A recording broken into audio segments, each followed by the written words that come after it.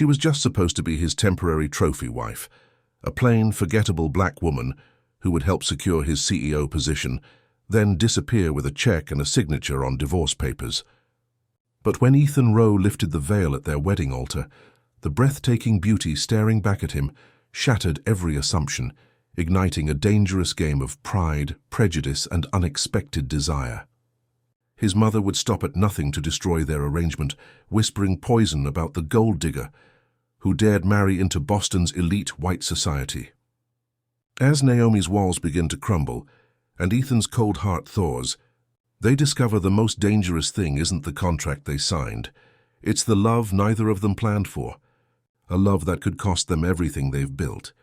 Subscribe now and drop a comment if you've ever had to choose between pride and the love of your life, because this story of secrets behind the veil is about to leave you breathless. Ethan Rowe drummed his fingers on the polished mahogany desk.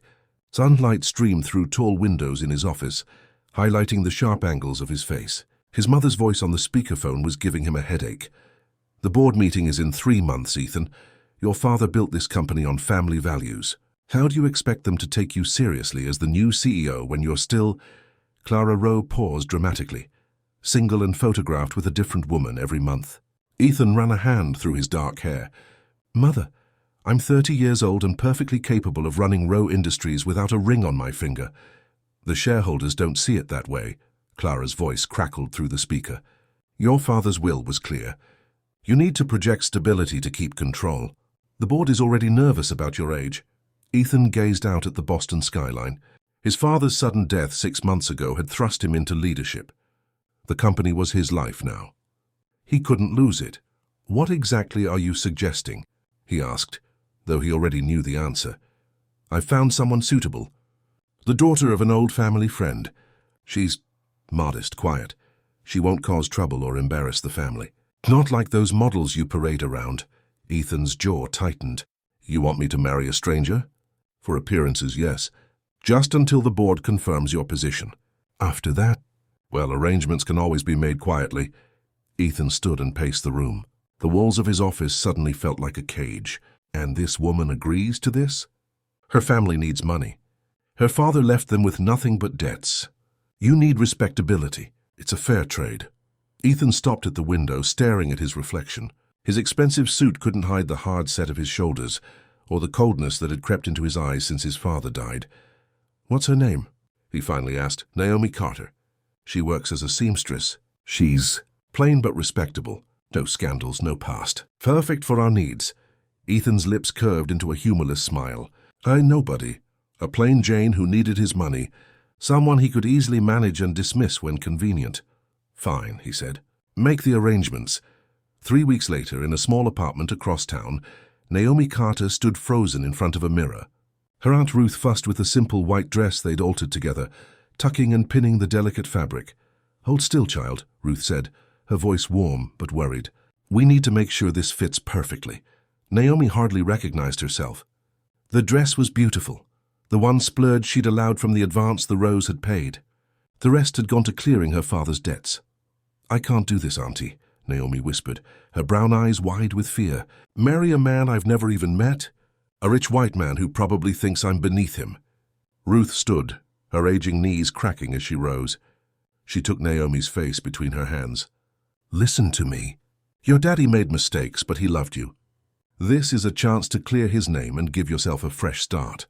But Aunt Ruth, the Rose, they don't even know what I look like. Mrs. Rowe said it was better if we didn't meet before the ceremony. What if he sees you and realizes what a beautiful, kind, wonderful woman you are?" Ruth finished for her. "That man is getting more than he deserves." Naomi turned back to the mirror.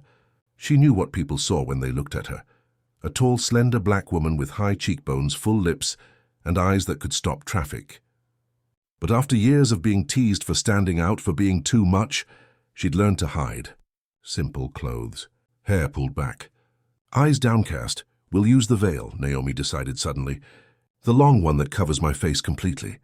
If he's marrying me just for show, then he doesn't need to see me until it's too late to back out." Ruth sighed. "Hiding again." "Protecting myself," Naomi corrected. "Just until I know what kind of man he is."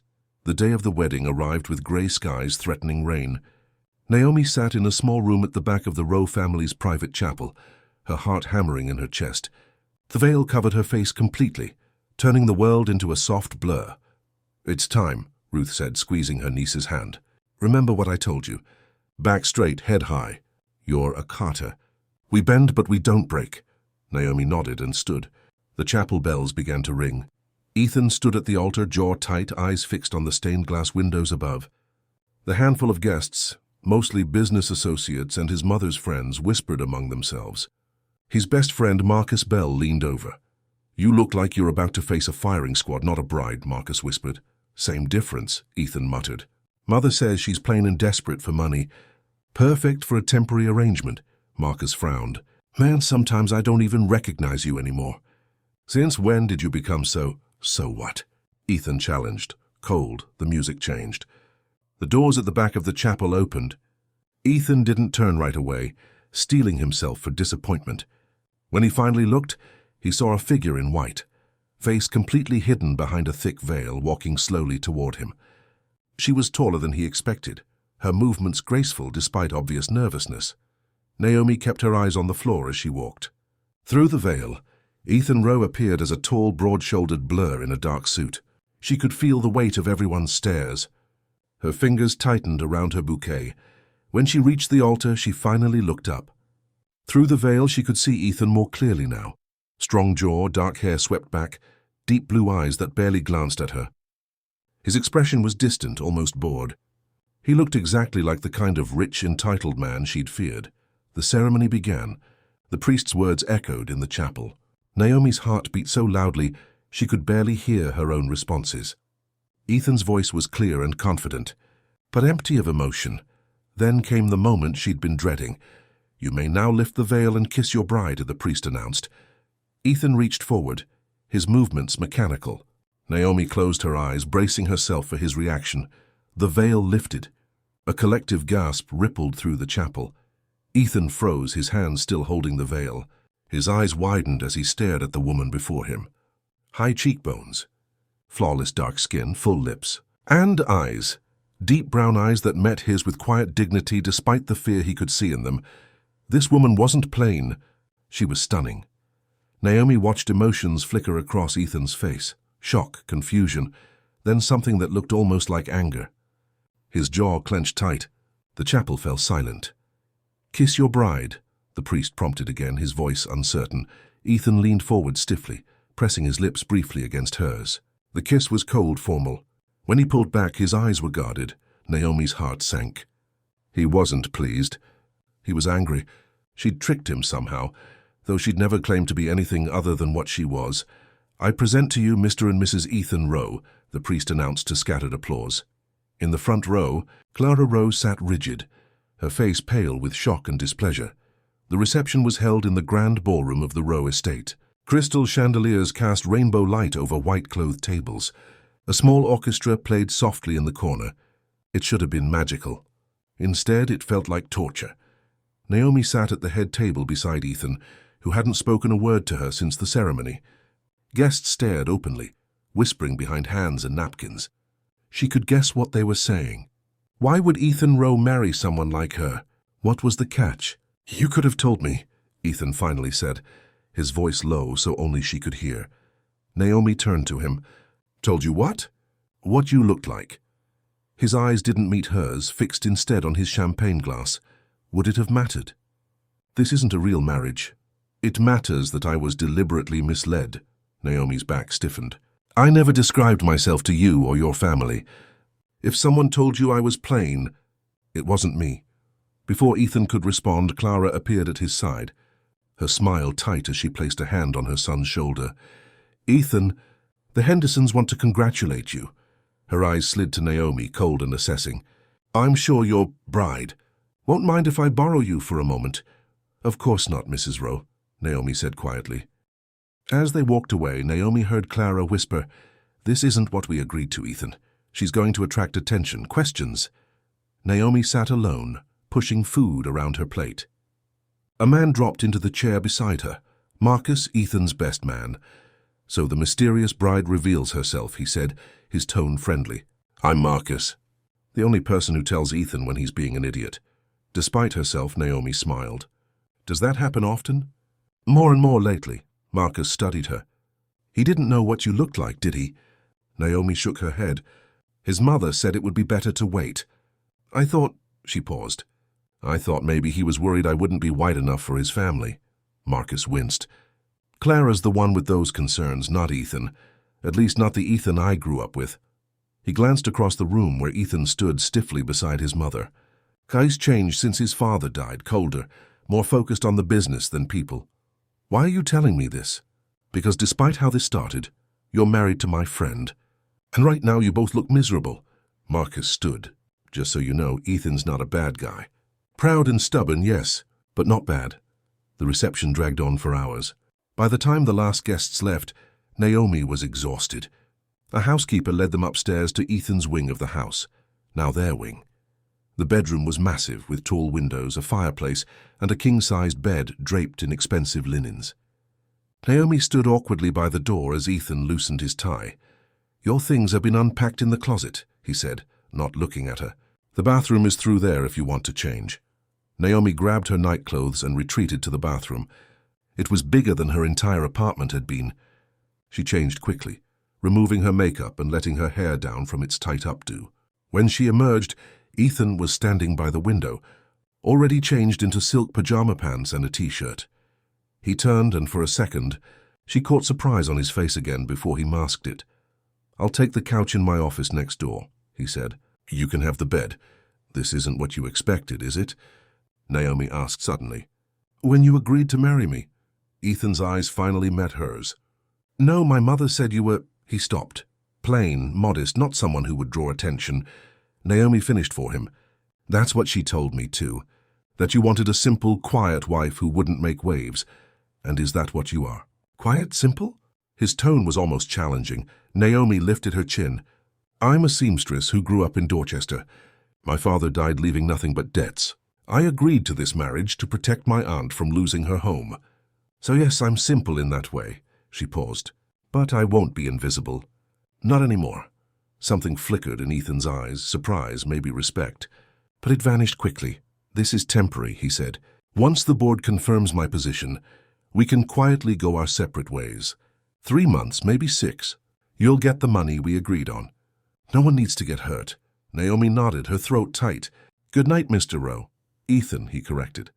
If we're going to convince people this is real, you should at least use my first name. After he left, Naomi curled up in the massive bed, pulling the covers around her.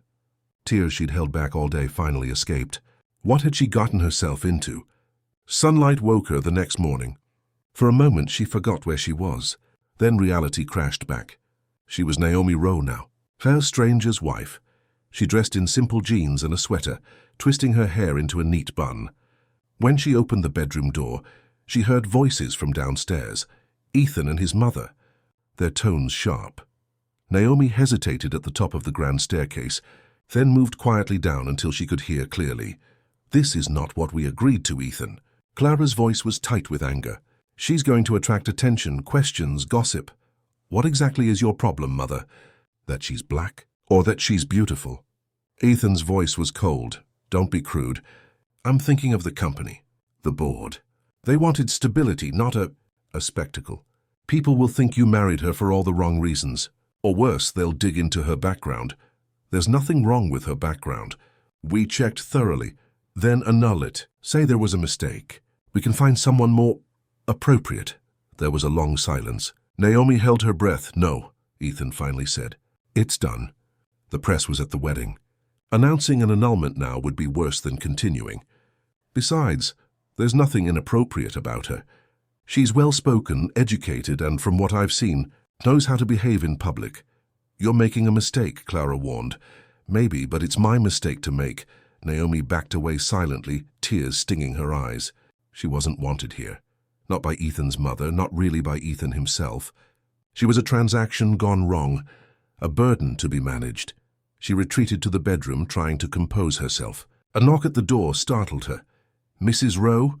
A uniformed maid stood outside. Breakfast is served in the small dining room. Mr. Rowe is waiting for you. Naomi took a deep breath, wiping away tears. Back straight, head high. She was a Carter. She bent, but she didn't break. She was also a row now, whether they liked it or not, and she wasn't going to let anyone make her feel small again. With renewed determination, Naomi made her way downstairs to face her husband and the life she'd chosen, even if it wasn't the life that had chosen her. Naomi entered the small dining room with her head held high. Morning light spilled through tall windows, illuminating a table set for 3. Ethan sat at one end, reading something on his phone. Clara occupied the other end, her posture perfect as she sipped coffee. Both looked up when Naomi entered. "Good morning," Naomi said quietly. Ethan nodded, his face unreadable. "Coffee?" he asked, gesturing to the silver pot. "Yes, please." Naomi took the seat between them, aware of Clara's critical gaze. A maid appeared instantly, pouring coffee into Naomi's cup. The silence stretched uncomfortably as Naomi added cream to her coffee. She could feel Clara watching her every move. "Did you sleep well?" Clara finally asked, her tone falsely pleasant. "Yes, thank you," Naomi replied. "I imagine it's quite different from what you're used to." Clara's smile didn't reach her eyes. Naomi set her cup down carefully. "The bed is certainly bigger than mine was." "Ethan, you have that meeting with the board at 11, Clara said, dismissing Naomi entirely. "I've laid out the points you should emphasize. I've been running the company for 6 months, Mother. I know how to handle the board," Ethan replied, not looking up from his phone. "Clearly not, or we wouldn't be in this situation." Clara's eyes flicked to Naomi.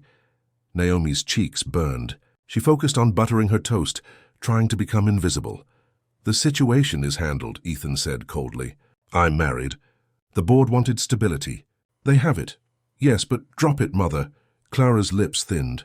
She turned to Naomi with a tight smile. "Tell me, Naomi, what exactly did you do as a seamstress?" "I worked for Bellamy's Bridal," Naomi answered. "I specialized in custom alterations and designs." How quaint. "And did you finish college?" "I have a degree in fashion design from Parsons." Clara's eyebrows rose slightly. "Parsons? That's rather ambitious for someone from your background." "I had a scholarship," Naomi said, her voice steady despite the knot in her stomach.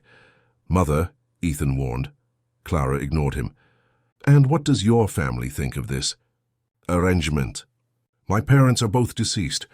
My Aunt Ruth raised me." Naomi met Clara's gaze directly. "She wants me to be happy. How sweet. And does this make you happy?" Clara gestured around the room. "Marrying into wealth rather than earning it?" Ethan slammed his hand on the table, making the dishes rattle. "That's enough." He stood abruptly, tossing his napkin onto his plate. "Naomi, we're leaving now." Surprised, Naomi set down her fork and rose. Ethan was already at the door, holding it open for her.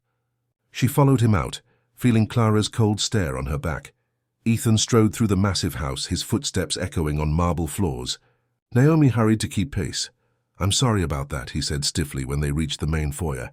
"It's not your fault," Naomi replied. "She's my mother." Ethan ran a hand through his hair in frustration.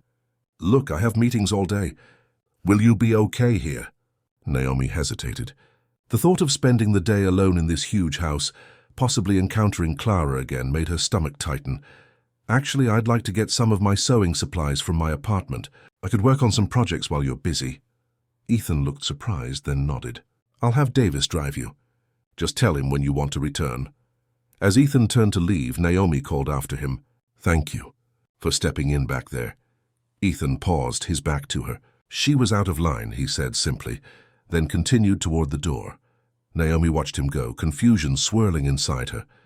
He'd defended her, but not because he cared, only because Clara had broken some unspoken rule of propriety. Still, it was something. 3 days passed in a strange dance of avoidance. Ethan left early each morning and returned late. Naomi set up a small sewing area in a spare room, working on designs she'd never had time to complete. She took meals in her room when Clara was home, emerging only when the coast was clear. On the 4th evening, Naomi was curled up on a window seat in the library, sketching by lamplight when the door opened. She looked up to see Marcus, Ethan's friend. "The mysterious bride hiding in the library," he said with a friendly smile. "Mind if I join you?" Naomi gestured to a nearby chair. "It's your friend's house. Technically, it's your house too now." Marcus sat eyeing her sketchbook. "You're an artist." "A designer." She showed him the evening gown she was sketching. Impressive. So where's my antisocial friend hiding? Working late, I assume, Marcus sighed. Again? That's all he does since his dad died. Work, brood, repeat. You've known him a long time? Naomi asked, curious. Since we were kids. Our mothers were friends, well, frenemies really. Always competing. Marcus leaned back. Ethan wasn't always like this, you know, cold, distant. What was he like? Marcus smiled at some memory. Passionate. Stubborn as hell, but fair. He'd fight for what he believed in. His smile faded. Then his father put all this pressure on him to be perfect, to never show weakness. And now he's the perfect son, Naomi said quietly. The perfect CEO, Marcus corrected. But a lousy friend lately, and probably a worse husband. Naomi looked down at her sketch. It's not a real marriage, no? You've got rings and vows that say otherwise. Before Naomi could respond, the library door opened again. Ethan stood there, surprise crossing his face when he saw them together. Marcus, I didn't know you were coming by. That's because you don't answer your phone anymore, Marcus replied, standing. I brought those investment reports you wanted. And I thought I'd meet your wife properly, since you've been hiding her. Ethan's jaw tightened. I haven't been hiding anyone. I've been working. Right, like you've been working every night for the past 6 months. Marcus clapped Ethan on the shoulder as he passed. You know, man, if you don't watch out, you're going to turn into your father. Whole business, no life. With that parting shot, Marcus left, leaving an awkward silence behind. Ethan stood stiffly by the door. I'm sorry if he bothered you. He didn't, Naomi said. He was nice. Ethan nodded, his eyes landing on her sketchbook. You draw?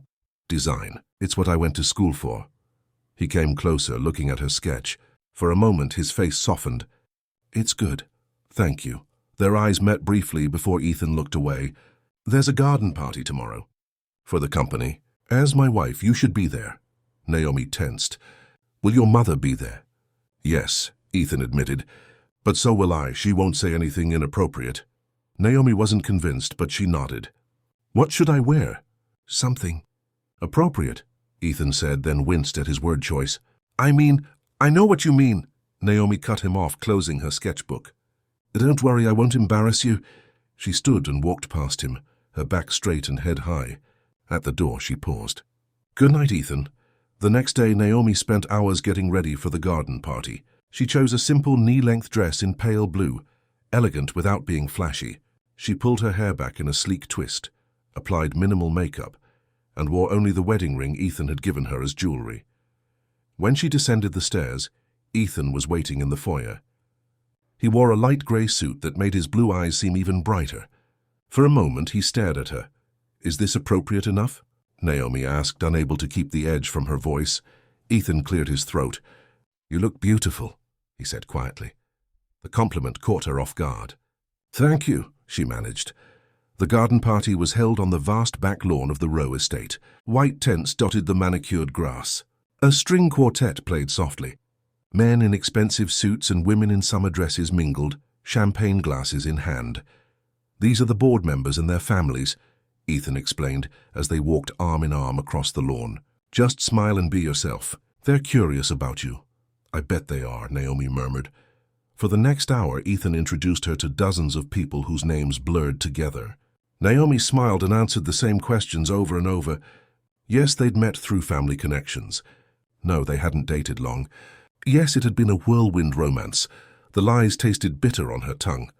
But she played her part, standing beside Ethan as he charmed investors and reassured board members. To her surprise, he kept her close, his hand often resting lightly on her lower back. For appearances, she reminded herself. Nothing more, Ethan, darling. Clara's voice cut through the crowd. She appeared before them, elegant in a pale green dress, a frosted smile on her face. The Baxters are asking about the new European division. You should speak with them.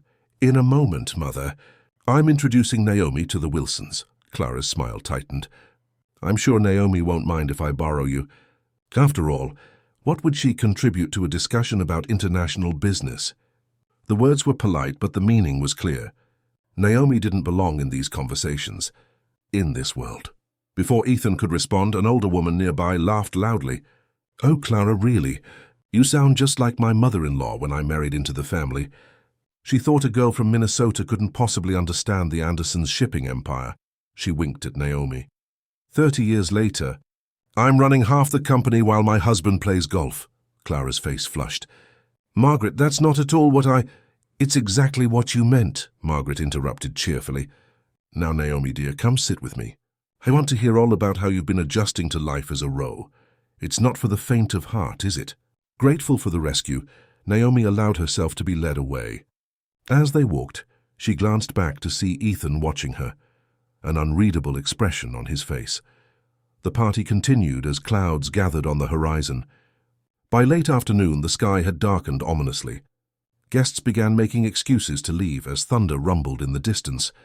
Naomi stood beneath a tent, watching raindrops begin to fall on the empty lawn. Most guests had fled at the first drops. Even Clara had departed with friends, claiming a prior engagement. Quite a dramatic end to the party, Ethan said, appearing beside her. Naomi nodded, watching lightning flash across the sky. I love storms. Ethan raised an eyebrow. Most people are afraid of them. I find them peaceful. All that power, but it passes. Nothing lasts forever. Ethan studied her face. Even marriages. The question hung between them as rain began to pour, drumming on the tent above. Before Naomi could answer, a violent gust of wind shook the structure. We should get inside, Ethan said, offering his arm. They hurried across the lawn as rain soaked through their clothes. By the time they reached the house, they were both drenched. Well, that's a first, Ethan said as they stood dripping in the foyer. Her row garden party ending in disaster. To his evident surprise, Naomi laughed. I wouldn't call a little rain a disaster. Something in Ethan's face softened at the sound of her laughter. No, I suppose not. The lights flickered, then went out completely. Power's gone, Ethan sighed. The generator should kick in for essential systems, but most of the house will be dark. Wait here. He disappeared down a hallway, returning moments later with towels and a flashlight. He handed a towel to Naomi, their fingers brushing briefly. The staff has gone home because of the storm, he explained. Looks like we're on our own tonight. They made their way to the library, where Ethan lit a fire in the massive stone fireplace. Shadows danced across the walls as rain lashed the windows. Naomi sat on the rug before the fire, trying to dry her hair. You should change into something dry, Ethan said, still standing awkwardly by the door. So should you, Naomi pointed out. You're soaked. Ethan looked down at his wet clothes as if just noticing. I'll be back. When he returned, he had changed into dry clothes and carried a bundle for her. I thought these might fit. They belonged to my sister before she moved to London. Naomi took the soft sweatpants and oversized sweater. I didn't know you had a sister, Elizabeth. She's 2 years younger. We're not close. Naomi changed in the adjacent bathroom, grateful for the dry clothes. When she returned, Ethan had placed a tray with cheese, crackers, and 2 glasses of wine on the coffee table. Emergency rations, he explained with a slight smile. The kitchen's dark, but I managed. They sat before the fire, the storm raging outside. The wine and the crackling flames created a strange intimacy. For the first time, they were truly alone, with no expectations, no audience. Thank you, Naomi said suddenly, for defending me at breakfast the other day. And today with your mother. Ethan looked uncomfortable. She was out of line. Still, you didn't have to step in. He stared into his wineglass. My father would have let it slide. Keeping peace with my mother was always his priority. And what's your priority? Naomi asked. Ethan met her eyes. The company. Honoring my father's legacy. Is that why you agreed to this? To our marriage? Lightning flashed, illuminating his face. Yes, Naomi nodded, looking away. At least you're honest. Why did you agree? Ethan asked. Really? Naomi sighed. My father died with massive debts. Loan sharks were threatening my Aunt Ruth. She co-signed for him. The money from this arrangement saved her home. She paused. And I wanted a fresh start. Somewhere new. Running from something? Someone, Naomi admitted. An ex who wouldn't take no for an answer. Ethan's expression darkened. Did he hurt you? Not physically. But Naomi hesitated. He made me feel small. Like I was lucky he even looked at me. That's ridiculous, Ethan said, frowning. You're... He stopped abruptly. I'm what? Ethan shook his head. Nothing. Go on. Naomi took a sip of wine, gathering courage. When I was younger, I was teased a lot. For being too tall, too dark, too everything. I stood out when all I wanted was to blend in. So I learned to make myself smaller, quieter. She gestured to her simple clothes, her pulled-back hair. Less noticeable. Is that why you wore the veil? To hide? Naomi nodded. I thought if you saw me before the ceremony you might back out. Your mother made it clear you wanted someone who wouldn't draw attention. My mother doesn't know what I want, Ethan said quietly. Their eyes met across the firelight. Something shifted in the air between them. What do you want, Ethan? Naomi asked, her voice barely above a whisper. Before he could answer, a massive crack of thunder shook the house. They both jumped, then laughed, breaking the tension. I should check the generator, Ethan said, standing abruptly. Make sure it's still running. After he left, Naomi hugged her knees to her chest, watching the flames dance. She was sharing too much, getting too comfortable. This wasn't real. She couldn't forget that. The days that followed brought subtle changes. Ethan began coming home earlier. They shared quiet dinners when Clara was out. Sometimes they talked about books, films, childhood memories, and sometimes they sat in comfortable silence. Naomi found herself looking forward to these moments, even as she tried to guard her heart. One evening, a week after the storm, Ethan found her in the library. Marcus suggested we go riding tomorrow, he said. Do you ride? Naomi looked up from her book, surprised. I've never been on a horse in my life. I could teach you, if you want. The offer seemed genuine. Naomi hesitated, then nodded. I'd like that. The next morning, they drove to Marcus's country estate. Rolling hills stretched in every direction, dotted with oak trees and split-rail fences. Marcus greeted them at the stables, his grin widening when he saw Naomi in riding boots and jeans. Well, look who finally emerged from his cave of spreadsheets, Marcus teased Ethan. And brought his beautiful wife, too. Miracles do happen. Ethan rolled his eyes, but Naomi noticed he didn't seem annoyed. Ignore him, he told her. He thinks he's funny. I am funny, Marcus insisted. And observant. This is the first time I've seen you smile in months, Ethan. Naomi glanced at Ethan, realizing Marcus was right. The perpetual tension in Ethan's face had eased. He looked younger, less guarded. He led her to a gentle mare named Daisy, showing her how to approach, how to hold the reins. His hands guided hers, warm and steady. When he helped her mount, his grip on her waist was firm but gentle. Relax, he said, looking up at her. She can sense if you're nervous. Naomi took a deep breath, trying to calm her racing heart, though whether it was from fear of the horse or Ethan's proximity, she wasn't sure. They rode at a walk, Ethan and Marcus flanking her on their own horses. The day was perfect. Blue sky, gentle breeze, golden sunlight filtering through the trees. For the first time since her wedding, Naomi felt truly at peace. You're a natural, Ethan said as they paused atop a hill overlooking a small lake. I doubt that, Naomi laughed. But I like it. It feels like freedom. Ethan's eyes lingered on her face. You should laugh more often. So should you, she countered. Marcus, riding ahead, called back to them. If you two are done making eyes at each other, there's a nice spot for lunch by the lake. Ethan's cheeks colored slightly. We should catch up, he murmured, urging his horse forward. Later, as they walked their horses back to the stables, Naomi found herself alone with Ethan. Marcus had ridden ahead to take a phone call. Thank you for today, she said. I needed this. So did I, Ethan admitted. I can't remember the last time I took a day off. Marcus was right. You do work too much. Ethan's lips quirked in a half smile. Marcus talks too much. He cares about you. I know. Ethan's expression grew serious.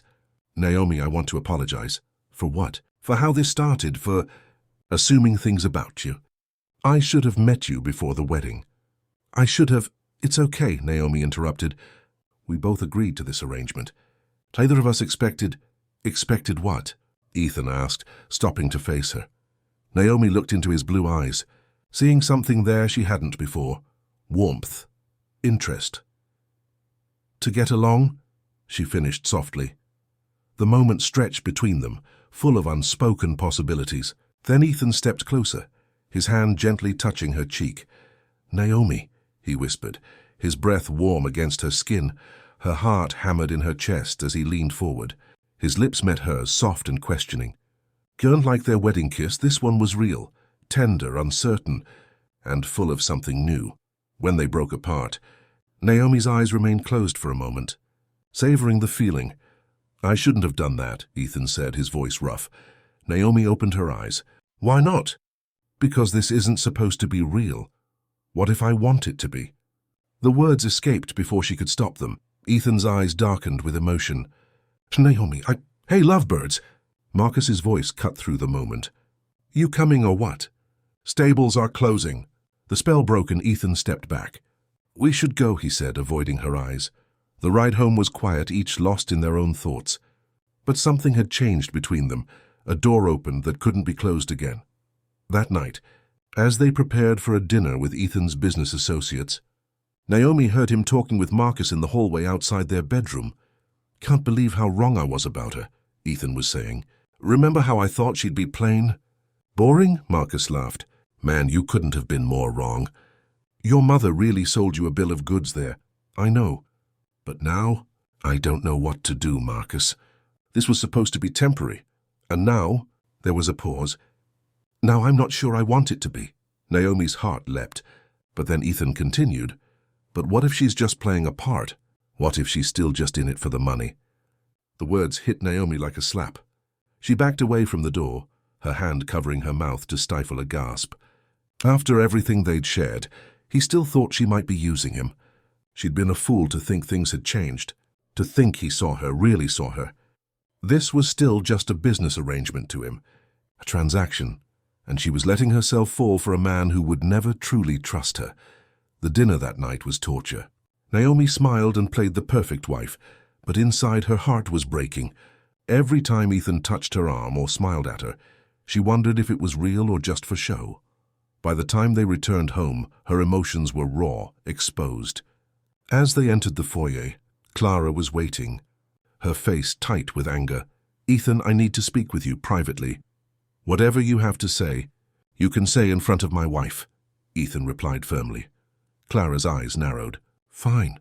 The board is concerned about your distraction lately. They're questioning your commitment to the company." "What distraction?" Clara's eyes flicked to Naomi. "This marriage, the sudden changes in your behavior, taking days off, coming home early." "That's ridiculous," Ethan scoffed. "The company is doing better than ever." "Is it? Or are you just too busy playing house with your gold-digging bride to notice the problems?" Naomi flinched. Ethan's face hardened. "Don't speak about my wife that way." "Wife?" Clara laughed bitterly. "Let's be honest about what she is, Ethan. A pretty face you bought to please the board. Do you really think she cares about you? About this family? She's using you and you're too blinded by her looks to see it." Ethan stepped toward his mother, his voice dangerously low. "That's enough." But Clara wasn't finished. "What would your father say if he could see you now? Throwing away everything he built for a woman who tricked you into marriage, who hid her face until it was too late to back out." "I said that's enough," Ethan shouted, but the damage was done.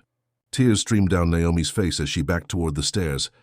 "Naomi, wait," Ethan called after her. "No," she whispered. "She's right about one thing. This was a mistake." Naomi turned and ran up the stairs, her vision blurred by tears. Behind her, she could hear Ethan and Clara still arguing, their voices echoing through the massive house. In their bedroom, Naomi pulled out her suitcase and began throwing clothes into it. Her hands shook as she packed, tears falling freely. She had been right to guard her heart. This world wasn't hers. These people would never accept her. And Ethan might desire her, might even care for her in his way, but he would never fully trust her, never see past his own assumptions and pride. By dawn, her decision was made. She wrote a short note and left it on Ethan's pillow. Then, while the house was still quiet, she called a cab and slipped away, back to Aunt Ruth, back to a world where she belonged, back where her heart might eventually heal from the mistake of falling in love with a man who couldn't love her back. The taxi pulled up to Aunt Ruth's small brick townhouse in Dorchester just as the sun was rising. Naomi paid the driver, her hands trembling as she lifted her suitcase from the trunk. She stood on the sidewalk for a moment, staring at the familiar front door with its peeling blue paint and brass knocker. This had been home once. Now it felt like a retreat. The door opened before she could knock. Aunt Ruth stood there in her bathrobe, her grey hair wrapped in a colourful scarf. "I saw the taxi from the window," Ruth said, opening her arms. "Oh, baby girl, what happened?" Naomi dropped her suitcase and fell into her aunt's embrace. The tears she'd been holding back during the ride burst free, soaking Ruth's shoulder. "It's over," she managed between sobs. "I can't do it anymore." Ruth guided her inside, arm tight around her waist. The small living room smelled like cinnamon and coffee. Family photos lined the walls. Everything here was worn but well-loved, so different from the cold perfection of the Rowe mansion. "Sit," Ruth ordered gently. "I'll make tea." Naomi sank onto the familiar couch, exhaustion washing over her. She hadn't slept all night, packing and waiting for dawn. Her eyes burned. Her heart felt hollow. Ruth returned with 2 steaming mugs, pressing one into Naomi's hands. "Now tell me what that man did to you." "It wasn't just him," Naomi said quietly. "It was everything. His mother, that house. I don't belong there." "Nonsense," Ruth sniffed. "You belong anywhere you choose to be." Naomi shook her head. "You don't understand. They see me as an intruder, someone who tricked her way into their family. His mother called me a gold digger right to my face." Ruth's eyes flashed. "And what did your husband do when she said that?" "He defended me." Naomi looked down at her tea. "But it doesn't matter. He still doesn't really trust me. I heard him wondering if I was just using him for his money." "Men say foolish things when they're confused," Ruth said. "Especially proud men. There's more." Naomi swallowed hard. "I think I was starting to fall in love with him." Ruth raised an eyebrow. "And that's bad because this marriage isn't real." Naomi's voice cracked. "It was a business arrangement. He needed a wife for appearances, and I needed money to help you with Dad's debts. That's all it was supposed to be." "Things change," Ruth said simply. "People change. Not Ethan, not really." Naomi set her mug down, too tired to argue. "Can I stay here for a while?" "Just until I figure things out." Ruth squeezed her hand. "This is your home for as long as you need it. Now get some sleep. Everything looks different after rest." Naomi made her way to her old bedroom. It was just as she'd left it, small but cozy, with a twin bed covered in a handmade quilt. She kicked off her shoes and collapsed onto the bed. Not bothering to change, sleep claimed her instantly, dragging her down into blessed darkness, where hearts didn't break and dreams didn't die. Meanwhile, Ethan woke to an empty bed. He'd slept on the couch in his office again, giving Naomi space after the horrible scene with his mother. Now standing in their bedroom doorway, he realized something was wrong. The closet door stood open. Drawers gaped emptily. "Naomi?" he called, moving through the room. His heart stopped when he saw the note on his pillow. "Ethan, I'm going back to Aunt Ruth's. This isn't working. Your mother is right about one thing. I don't belong in your world. You deserve someone who does. Someone your family can accept. Thank you for trying to defend me. But some battles can't be won. I won't ask for anything except the money for my aunt's debts, as we agreed. You can contact my lawyer about the annulment or divorce. Whatever you think is best for the company." Naomi Ethan read the note 3 times, his hands shaking more with each reading. She was gone. Really gone. He sank onto the edge of the bed, the note crumpled in his fist. A strange emptiness filled his chest, worse than when his father died, different than any pain he'd known. The room that had felt so full of her presence now echoed with her absence. The sound of the bedroom door opening made him look up, hope surging briefly.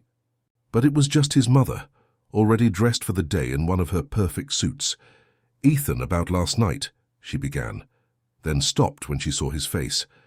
"What's wrong?" "She's gone." His voice sounded strange to his own ears, hollow. Clara's expression shifted from concern to relief. "Well, that's probably for the best, isn't it? Now we can proceed with a quiet annulment and find someone more—" "Get out," Ethan said, his voice deadly quiet. "Excuse me?" He stood, fury replacing shock. "Get out of my room. Get out of my house," Clara stepped back, eyes widening. "Ethan, I am your mother." "And that's the only reason I'm not saying worse right now," he growled. "You've won, Mother. She's gone. Are you happy?" "I didn't—" "You did." Ethan advanced until Clara retreated into the hallway. "You've been trying to drive her away since the moment you saw her. Because she wasn't what you expected. Because she was too beautiful, too smart, too much of a threat to your control. That's ridiculous," Clara protested. "I only wanted what's best for you, for the company." "No, you wanted what was best for you. Your image, your status, your power." Ethan shook his head in disgust. "You're just like Father. Using people, manipulating, controlling. Clara flinched as if struck. I want you gone by the time I get back, Ethan continued. Stay with Margaret or Sophie or whoever will take you.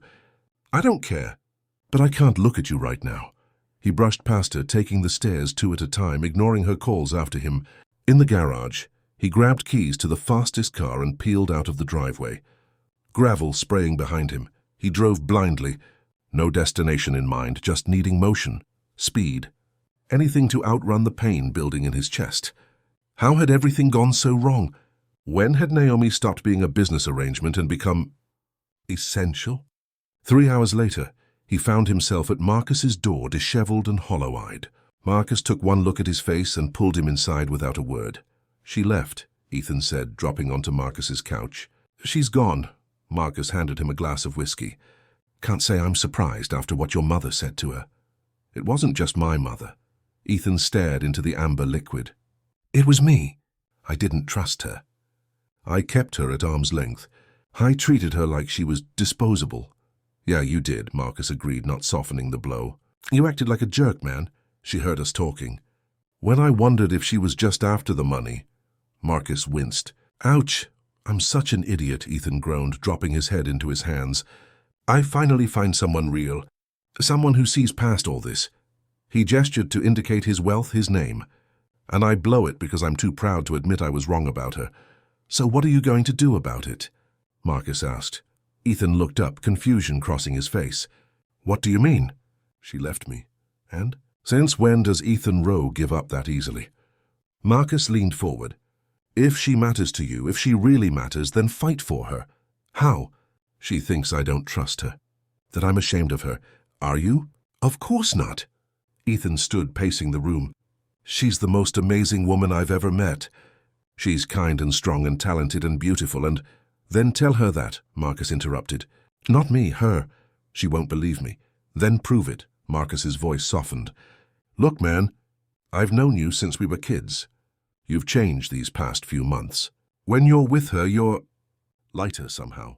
More like the old Ethan, before your dad ground all the joy out of you. Ethan stopped pacing. I don't deserve her. Probably not, Marcus agreed with a small smile. But if she loves you anyway, you'd be a fool to let her go without a fight. Loves me? Ethan shook his head. After everything? Why else would she be so hurt by what you said? Why would she care what your mother thinks if she was just in it for the money? Ethan's mind raced, replaying moments with Naomi. The hurt in her eyes when Clara insulted her. The way she laughed during their ride. The soft vulnerability when she told him about her past. The warmth of her lips when they'd kissed. I have to find her, he said suddenly. Now you're getting it. Marcus clapped him on the shoulder. But first, maybe take a shower and change. You look like hell. Thanks for the vote of confidence, Ethan muttered.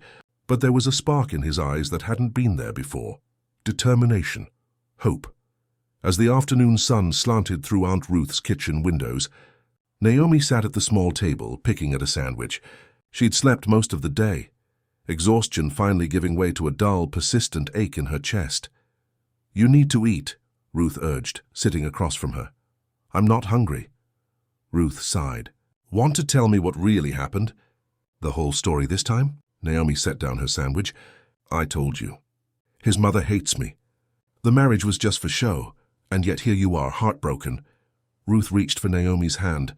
That doesn't happen over business arrangements. Naomi's eyes filled with tears. We were getting closer. I thought maybe he was starting to care. There were moments when he looked at me like I was precious to him. She wiped at her eyes. But then I heard him talking to Marcus, wondering if I was just using him for his money. Men say foolish things, Ruth repeated, especially when they're afraid. Afraid? Ethan! Naomi almost laughed. He's not afraid of anything. Everyone's afraid of something, child. Some are afraid of being poor. Some are afraid of being powerless. Ruth squeezed Naomi's hand. And some are afraid of being hurt by someone they're starting to love. Naomi shook her head. It doesn't matter now. It's over, is it? Ruth challenged. Or are you running away because you're scared too? I'm not running away, Naomi protested. I'm protecting myself. Why should I stay somewhere I'm not wanted?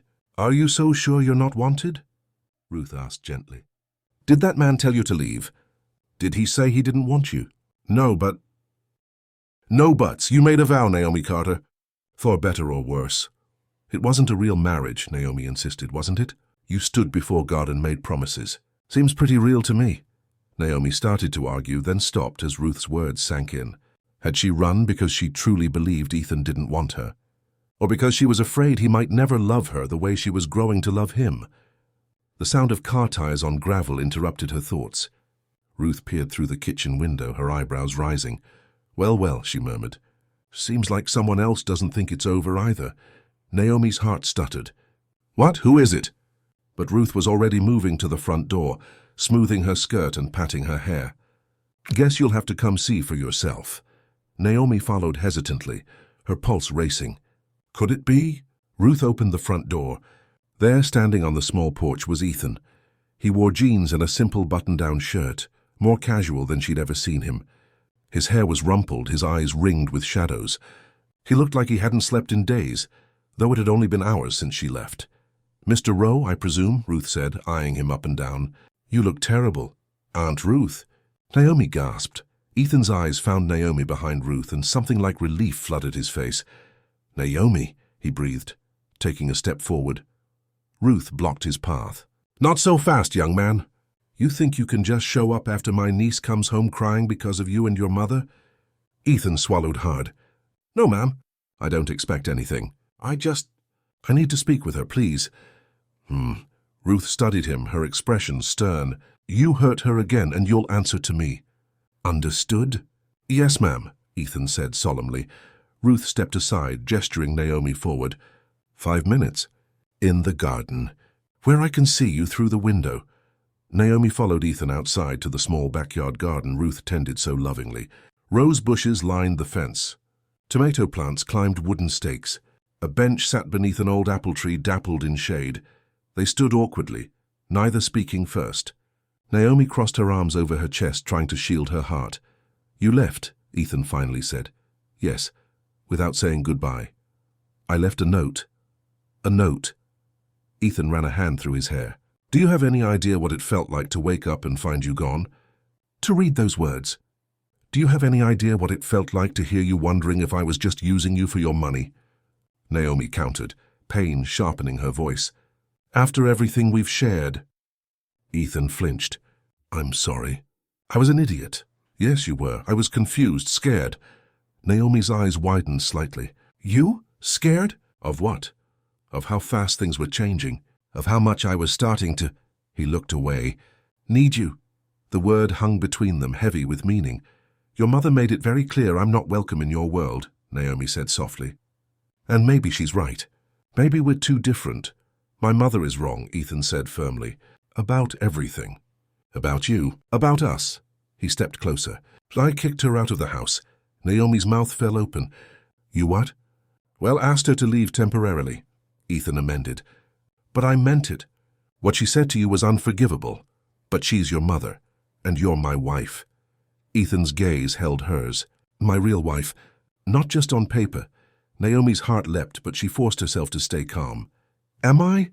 Because this started as an arrangement, Ethan. A business deal. Things change, he said, echoing Aunt Ruth's words from earlier. People change. I've changed, Naomi, because of you. I want to believe that, she whispered. But how can I trust you? How do I know this isn't just another performance? Ethan looked around the small yard, then back at Naomi. Determination filled his eyes. Come with me, he said suddenly, holding out his hand. There's something I need to do. Naomi hesitated. Where? Just to the front yard, please. Curiosity overcame caution. She took his hand, letting him lead her around the house to the front yard. To her shock, several neighbors were out on their porches or tending their small front gardens. Old Mrs. Wilson watered her flowers. The Rodriguez kids played catch in their yard. Mr. Peterson washed his ancient Buick. Ethan stopped in the middle of the sidewalk, in full view of everyone. Still holding Naomi's hand, he turned to face her. What are you doing? She hissed, suddenly self-conscious.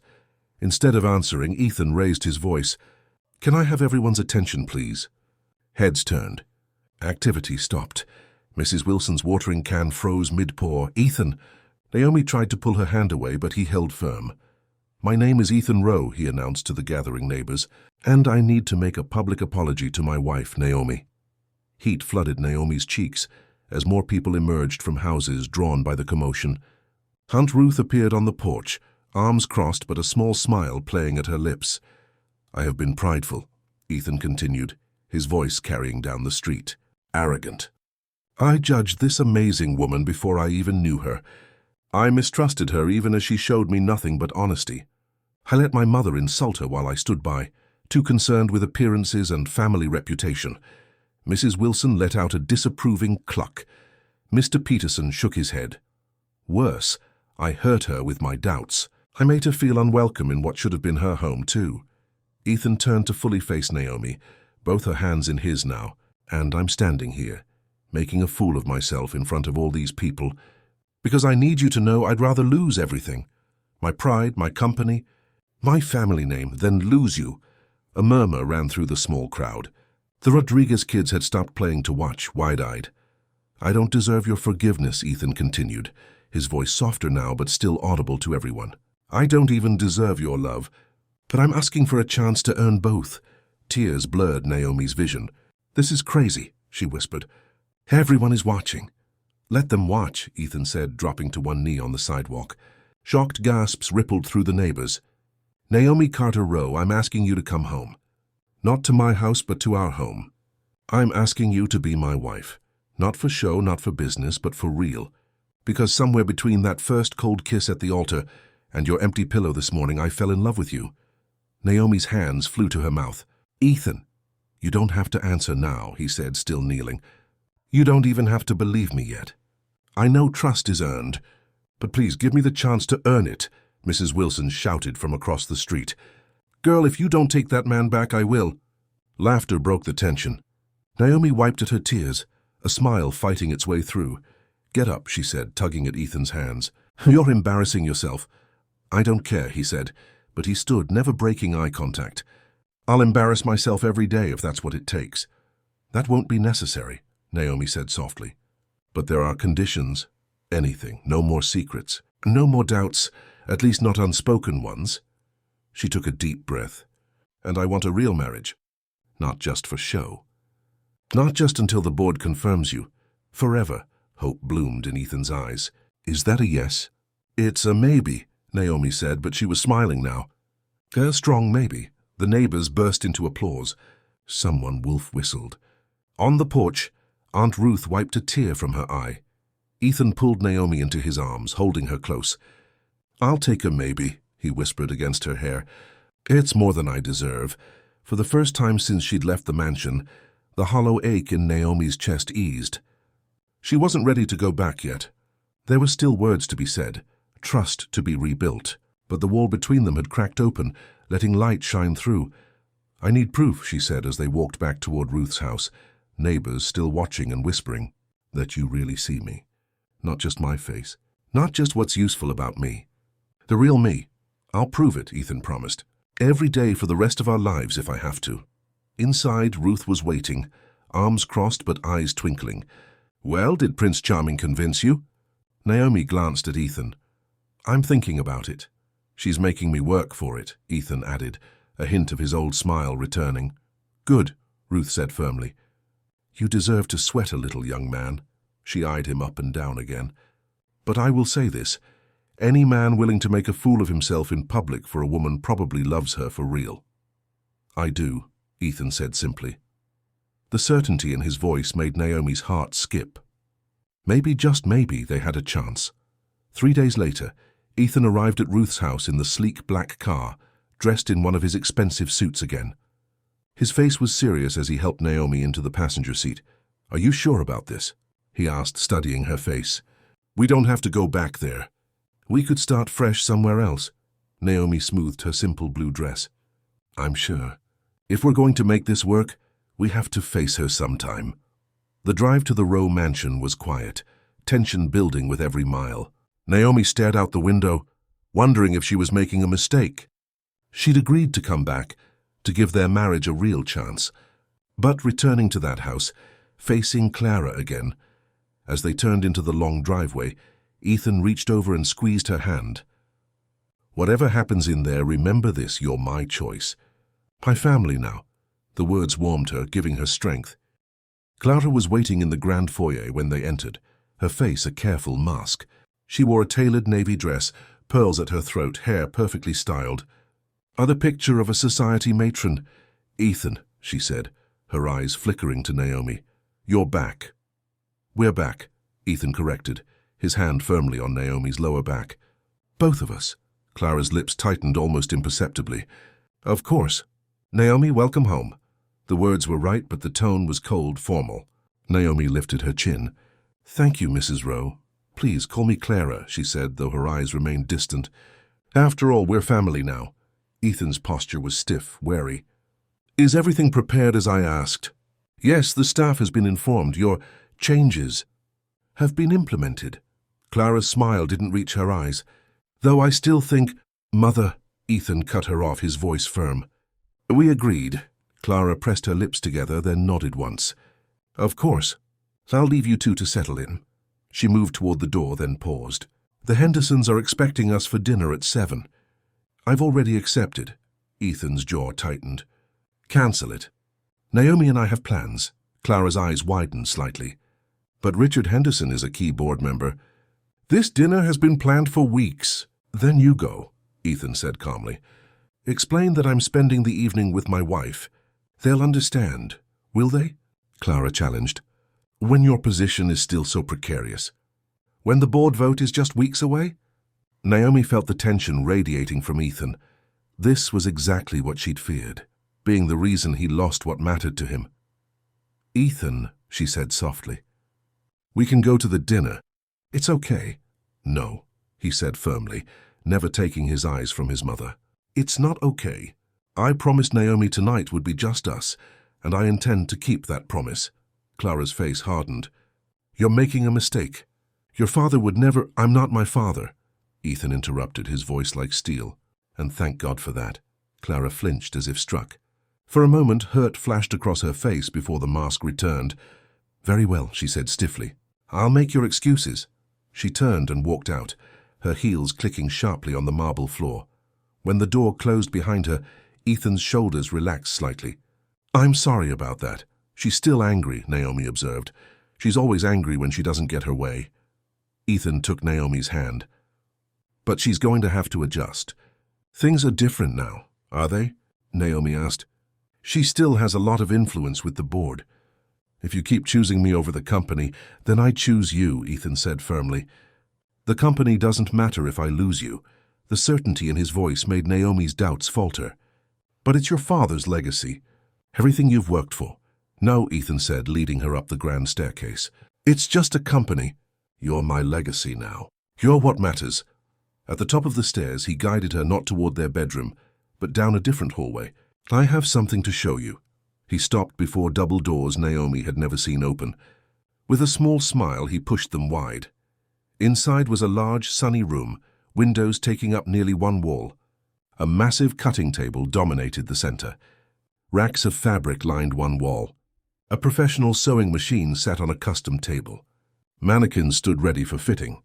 Every tool every supplier designer could want waited neatly organized.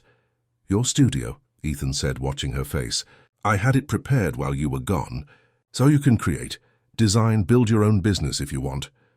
Naomi walked slowly into the room, touching the cutting table, the fabrics, the tools. Everything was top quality, perfect. "This is," she whispered, overcome. "I don't know what to say." "Say you'll use it," Ethan said, following her inside. "Say you'll build something here. Something for yourself, not for me or the Rowe name." Naomi turned to him, understanding what this meant. He wasn't just giving her a room. He was giving her independence, identity, a future that was hers alone. "This is how I know you really see me," she said, tears filling her eyes. "You understand what I need." Ethan took her hands, his eyes serious. "I want you to be Naomi Carter Rowe, not just Mrs. Ethan Rowe. I want you to shine, not stand in my shadow." Naomi reached up, touching his face gently. "I think I'm falling in love with you," she whispered. His arms wrapped around her, pulling her close. "I know I'm in love with you," he whispered back. "Completely." Their lips met in a kiss that felt like a beginning. A real beginning. Not based on arrangements or appearances, but on truth. On seeing each other clearly at last. Outside the door, Clara stood silently watching, her face unreadable. After a moment, she turned and walked away, leaving the couple to their private happiness. The battle wasn't over. Clara wouldn't surrender her influence easily. The board still needed convincing. Society would still whisper and judge. But in that moment, wrapped in each other's arms, Naomi and Ethan were stronger than any force that might try to separate them. The veil between them had finally lifted, revealing not just beauty but truth. The weeks that followed brought a new rhythm to Naomi and Ethan's life together. Each morning they shared breakfast before Ethan left for work. Each evening they reunited for dinner, sometimes alone, sometimes with business associates. Naomi spent her days in her new studio, sketching designs and creating samples of what would become her first collection. Clara remained a cold, watchful presence in their lives. She was unfailingly polite to Naomi in public, but her eyes held judgment.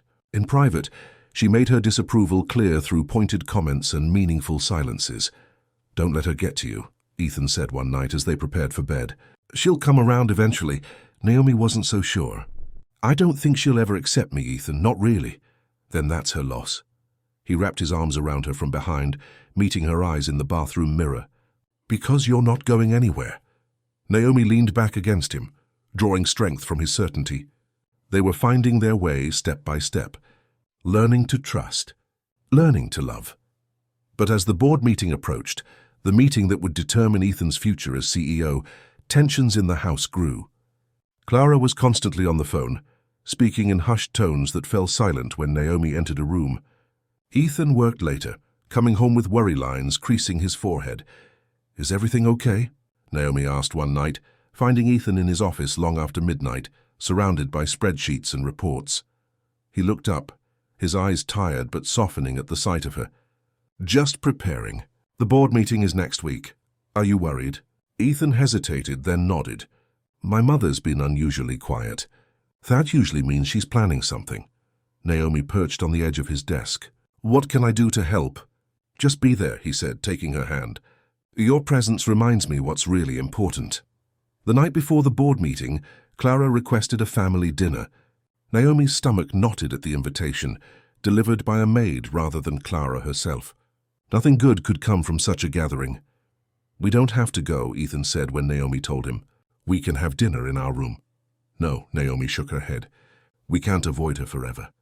Besides, maybe she's trying to make peace before tomorrow." Ethan looked skeptical but agreed. The dining room was set with the finest china and crystal when they arrived. Clara sat at the head of the table, elegant in a silver-grey dress that matched her perfectly coiffed hair. A practiced smile curved her lips as they entered. "Ethan, Naomi, thank you for joining me." She gestured to the chairs. "Please sit." Naomi wore a simple black dress she'd designed herself, fitted perfectly to her tall frame. She'd noticed how Clara's eyes always narrowed when she dressed well, as if Naomi's beauty was a personal affront. "Mother," Ethan said as they sat.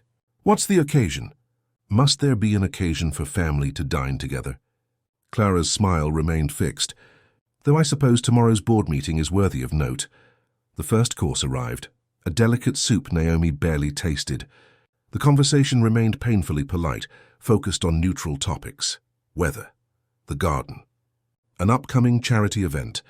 It was during the main course, perfectly cooked steak with roasted vegetables, that Clara finally revealed her purpose. "Ethan, I've been speaking with the board members," she said, cutting her meat with precision. "Individually, of course." Ethan set down his fork. "And? They remain?" "Concerned about the direction of the company. About your leadership." Clara dabbed her lips with a napkin. "But I've managed to secure their votes." Ethan's eyes narrowed with suspicion. "In exchange for what?" "Nothing unreasonable." Clara's gaze flicked to Naomi, then back to her son. "Just assurances that family matters won't interfere with business decisions. What does that mean exactly?" Ethan asked. Clara sipped her wine before answering. "It means the board expects your marriage to remain private. Naomi would not attend company functions, would not be involved in business matters. Your work life and personal life would remain separate." Naomi's heart sank. Clara wanted her invisible, hidden away like a shameful secret. "That's ridiculous," Ethan said flatly. "She's my wife."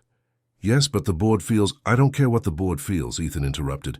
I'm the CEO. Not yet, Clara reminded him. Not officially. The vote tomorrow will decide that. A heavy silence fell. Naomi studied her plate, appetite gone. I've arranged everything, Clara continued smoothly. All you need to do is agree. The position will be yours, secure and unchallenged. Isn't that what your father would have wanted? My father, Ethan said slowly, cared more about the company than his family. That was his choice. It's not mine, Clara's smile hardened. This isn't just about you, Ethan. This is about the thousands of people who depend on Rowe Industries for their livelihood. About your father's legacy. Are you really willing to risk all that? Because you're too proud to make a simple compromise. Is that what you think this is? Pride? Ethan's voice was dangerously quiet. This is about respect, Mother. Respect for my wife, for our marriage. Don't be naive, Clara snapped, her mask finally slipping. This marriage was an arrangement from the start. Her means to an end. Don't pretend it's anything more just because she's pretty. That's enough, Ethan warned. But Clara wasn't finished. She turned to Naomi, eyes hard as stone. Did he tell you he planned to divorce you after securing his position? That was our original agreement. A few months of marriage, then a quiet separation. Generous terms, of course. Naomi's throat tightened. She knew that had been the plan once. Ethan had admitted as much when they were first married. But to hear Clara say it so cruelly— Mother, I said that's enough. Ethan's voice rose sharply. She should know what she's up against, Clara continued relentlessly. The board will never fully accept an outsider like her. They'll always question your judgment as long as she's by your side. Is that what you want for her? To be constantly judged? Whispered about. Blamed when things go wrong. Naomi stood abruptly, her chair scraping loudly on the hardwood floor. Tears burned her eyes, but she wouldn't let them fall. Not here. Not in front of this woman who seemed determined to break her. Excuse me, she managed, before turning and fleeing the room. She heard Ethan call her name, but she kept walking up the stairs and into their bedroom, where she sank onto the edge of the bed, hands trembling. Clara's words echoed in her mind. An outsider, naive, pretty but ultimately a liability. The bedroom door opened, and Ethan rushed in, his face tight with concern and anger. Naomi, I'm so sorry, he said, kneeling before her. She had no right to speak to you that way. She's right, though, isn't she? Naomi asked quietly. The board won't accept me. I'll always be an outsider to them. Who cares what they think? Ethan took her hands in his. I don't, but you should, Naomi said. This is your father's company. Your legacy. No, Ethan said firmly. You're my legacy now. You and the life we build together.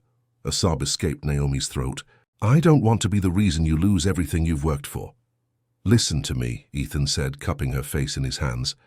If getting their approval means hiding you away, denying what you mean to me, then I don't want it. I don't want any of it. What are you saying? Naomi whispered. I'm saying I choose you. Over the company. Over my mother's approval. Over everything. His blue eyes held hers, fierce with conviction. If the board won't accept my wife, then they don't get me as CEO. Ethan, you can't. I can. I will. He stood, pulling her to her feet. Pack a bag. Naomi blinked in confusion. What? Why? Because we're leaving, tonight. Determination set his jaw. I'm done letting my mother dictate our lives. Done playing by the old rules. But the board meeting, it can happen without me. Ethan went to the closet, pulling out a suitcase. Let them vote however they want. I'm not playing this game anymore. Naomi watched him throw clothes into the suitcase, movements quick and certain. Part of her wanted to stop him, to reason with him. But another part, the part that had been shrinking herself for years to fit others' expectations, felt something like liberation rising in her chest. Where will we go? She asked. Ethan paused, looking back at her with a hint of surprise, as if he'd expected more resistance. Then he smiled, a real smile that lit his eyes. Anywhere, everywhere. Does it matter as long as we're together? The question hung in the air between them.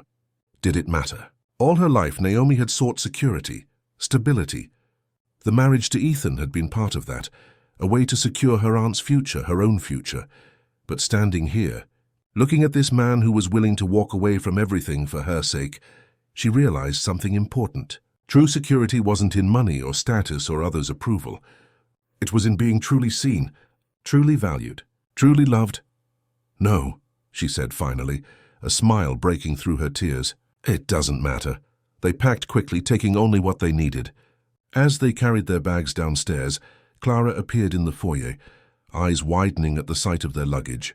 "What is this?" she demanded. "Where are you going?"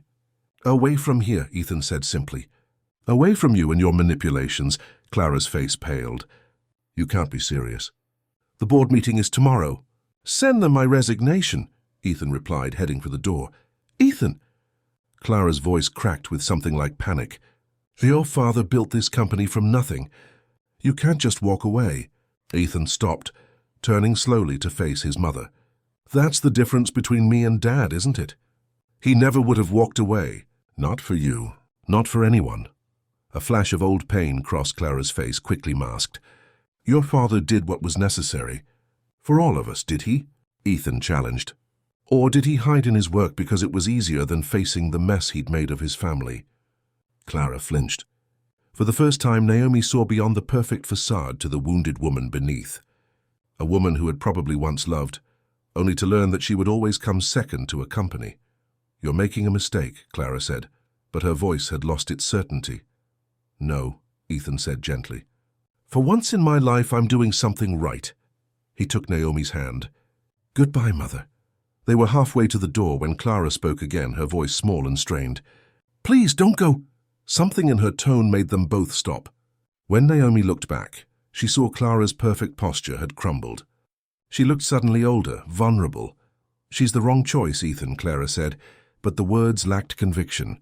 "The board will never accept her." "Then that's their loss," Ethan said. Echoing what he'd told Naomi days earlier, Clara's eyes flickered to Naomi, then back to Ethan. "You really love her that much?"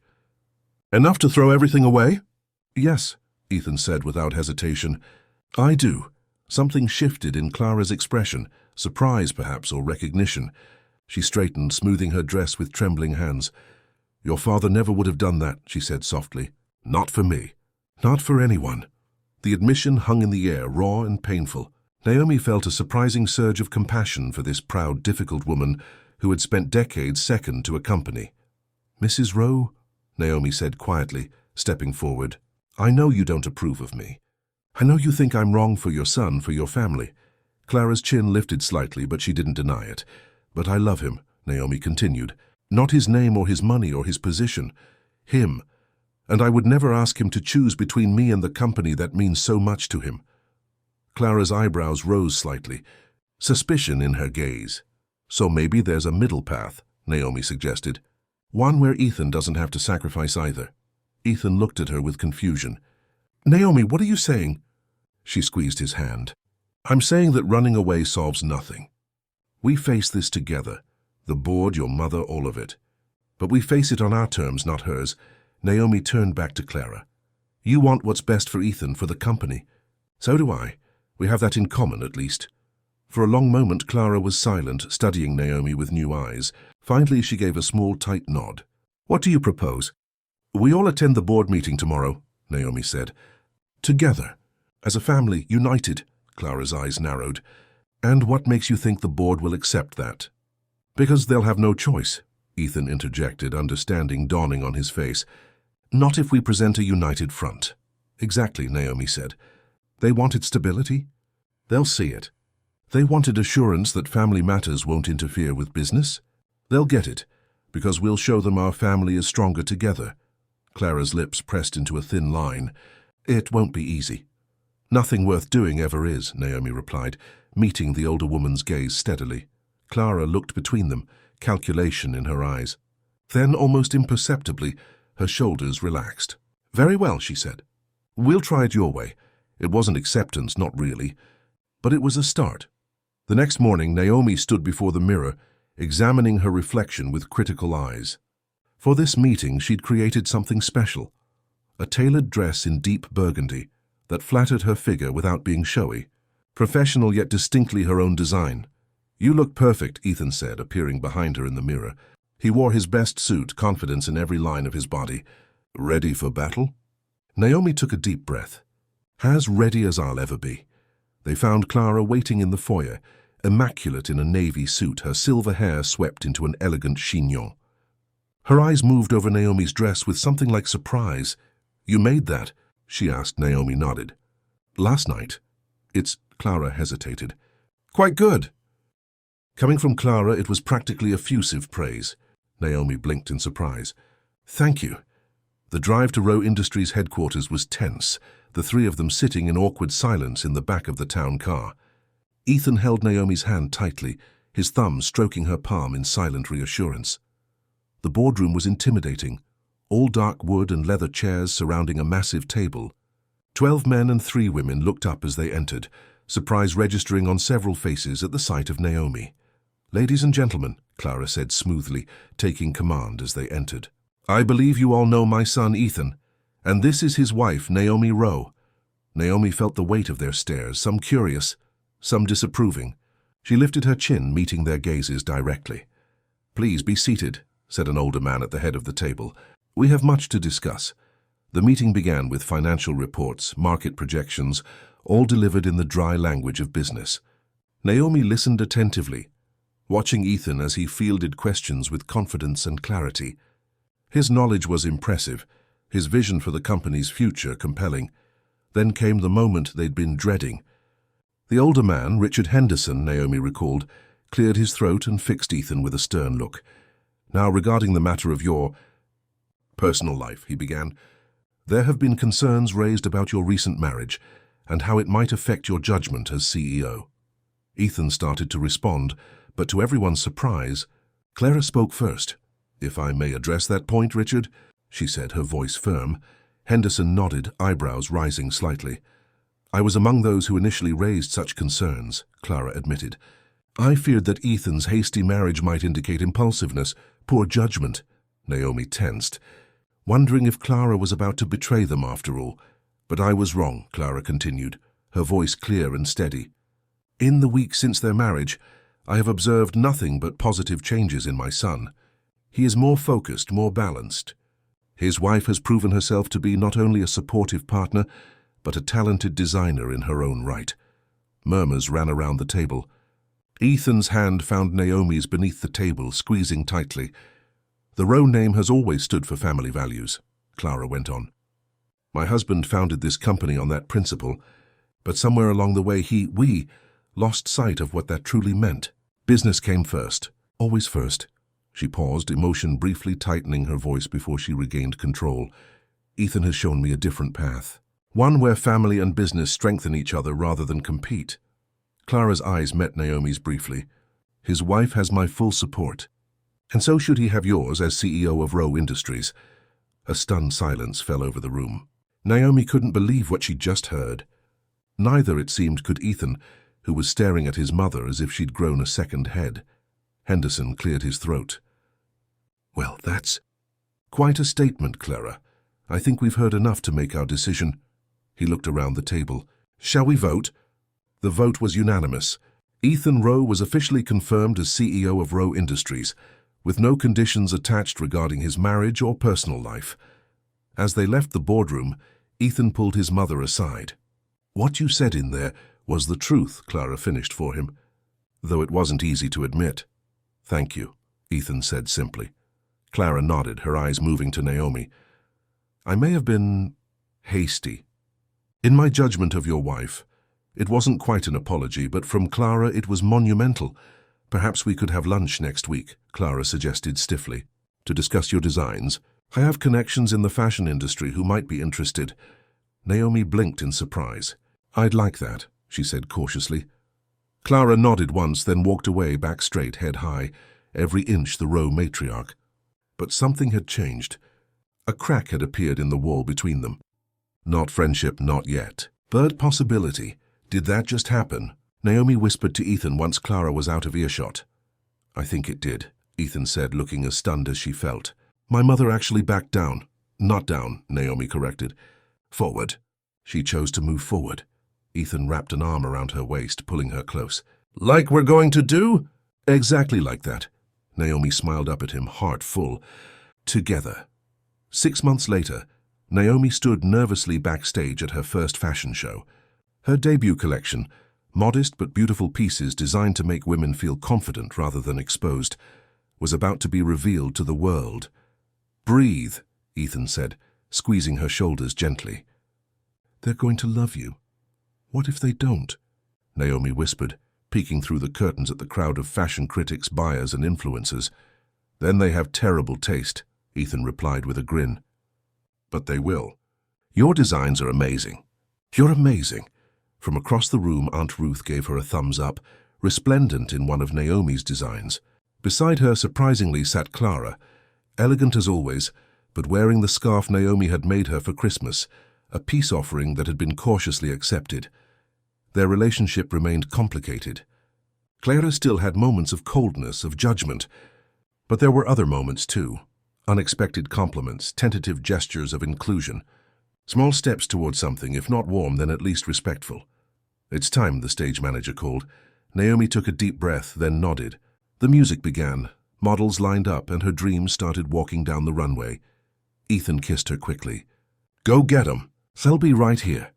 As Naomi stepped out to introduce herself and her collection, she saw the sea of faces turn toward her. For a moment, old insecurities threatened to surface. Then she caught Ethan's eye in the front row, saw the pride and love shining there, and found her voice. My collection is called Unveiled, she said clearly, because it's about showing your true self to the world. No hiding, no shrinking, just authenticity and beauty in all its forms. The applause that followed her show was thunderous. Critics praised her fresh perspective, her inclusive designs, her attention to how clothes made women feel rather than just how they looked. Later, at the celebration dinner, Aunt Ruth hugged her tightly. Your daddy would be so proud, she whispered. And so am I. Even Clara offered a rare compliment. You have real talent, she said, sipping champagne. The Rowe name will benefit from your association with it. Coming from Clara, it was practically a declaration of love. After the last guest had gone, Ethan found Naomi on the balcony of their hotel suite, gazing at the city lights. Happy? He asked, wrapping his arms around her from behind. More than I ever thought possible, she admitted, leaning back against his chest. Sometimes I still can't believe how much has changed since that day at the altar. Ethan turned her to face him, his eyes serious in the moonlight. Do you ever regret it? Marrying a stranger? Putting up with my mother? All of it? Naomi reached up to touch his face gently. Not for a second. Everything, the good and the bad, led us here. And where is here exactly? He asked with a small smile. Home, Naomi said simply. Wherever we're together, that's home. Ethan's lips met hers in a kiss that still made her heart race, even after months of marriage. When they broke apart, he rested his forehead against hers. I never deserved you, he whispered. But I'm going to spend the rest of my life trying to. We deserve each other, Naomi corrected gently. The real us, not the people we pretended to be, not the masks we wore. No more veils between us, Ethan agreed. No more veils, Naomi echoed as they stood together under the stars. Two people who had seen past appearances to the truth of each other's hearts. The journey hadn't been easy. There were still challenges ahead. Clara's continued adjustment, the pressures of business and creativity, the everyday struggles of marriage. But they would face those challenges as they had faced everything else. Together, unveiled.